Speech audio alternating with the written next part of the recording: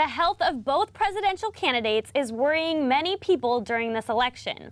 Valley View's Abril Preciado spoke with CSUN political science professor Nicholas Dungey about the role health plays during the presidential campaigns. Professor Dungey, thank you so much for stopping by today. My pleasure. Thank you. So we're actually less than 50 days away from the presidential election, and as we have been seeing in news, health is actually an issue that has been popping up a lot lately. Yes. So tell me, how important is the presidential candidate's health during these elections, and why? It's an extraordinarily important question. For the most simple reason is because the presidency is the most demanding emotional, psychological, and intellectual and physical job in the world.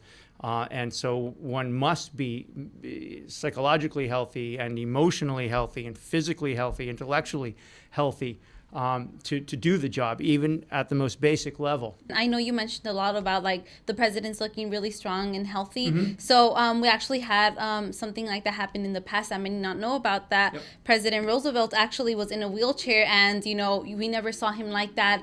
There is a long history in American politics about just these sorts of things. And there are many examples. The example that you just raised about FDR. FDR was in a wheelchair his entire presidency.